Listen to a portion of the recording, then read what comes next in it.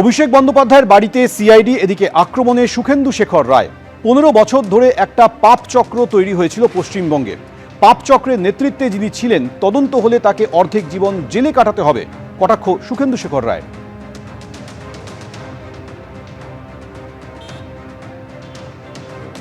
গতকালের 19 জন টিএমসির লোকসভা সাংসদের সই সামনে চলে এসেছিল। এই মুহূর্তে সুদীপ বন্দ্যোপাধ্যায় সেখানে সই করেছেন এবং সুদীপ বন্দ্যোপাধ্যায় সেই গ্রুপে চলে এলেন।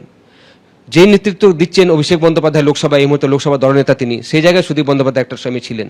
তিনিও এখন যারা বিদ্রোহী তাদের সঙ্গে চলে এসছেন। কেন চলে এসছেন, কি হতে চলেছে, আমাদের সঙ্গে রয়েছেন সুখেন্দু শেখর রায়, সিনিয়র পলিটিশিয়ান।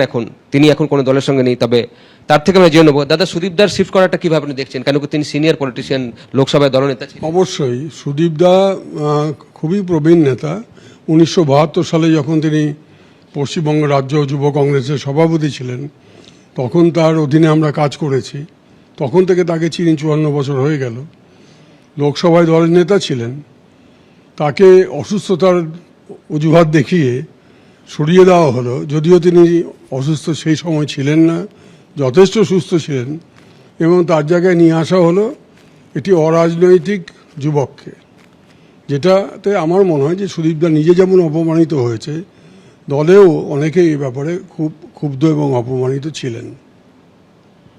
তো সেক্ষেত্রে দাদা, এখন সুদীপ বন্দ্যোপাধ্যায় এই ক্যাম্পে চলে এলেন, আপনার কি মনে হচ্ছে আরও লোক আসতে পারে? কেন কি আপনি প্রথমেই বলেছিলেন কি বেশি আর লোক থাকবেন ওইদিকে, সবাই চলে আসবেন, ওই জাহাজে কেউ থাকবে না, ডুবন্ত জাহাজ আপনি বলছিলেন।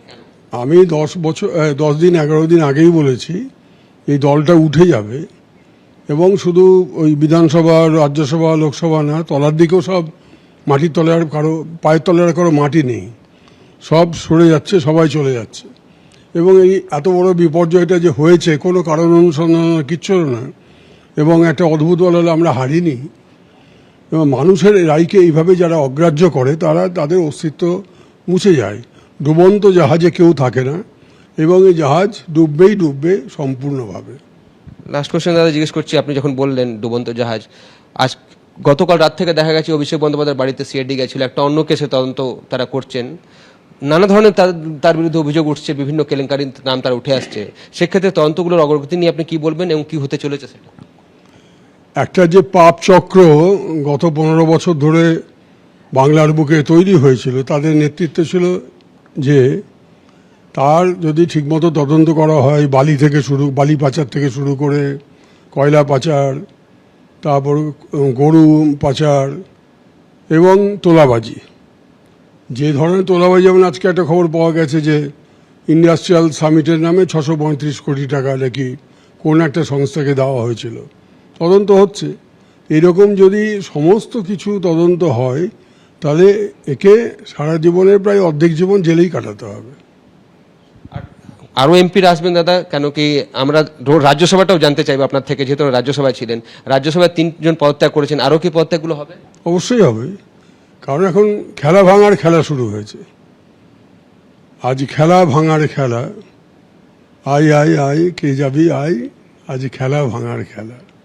তো সুতরাং খেলা ভাঙার খেলা শুরু হয়ে গেছে। এই খেলা ভাঙার খেলাটা চলতে থাকবে যতক্ষণ না এই খেলা ভাঙার খেলাটা সম্পূর্ণ হয়। যে কারা বলেছিল না খেলা হবে, এখন যেটা হচ্ছে এটা খেলা ভাঙার খেলা। এবিপি আনন্দ, এগিয়ে থাকে, এগিয়ে রাখে।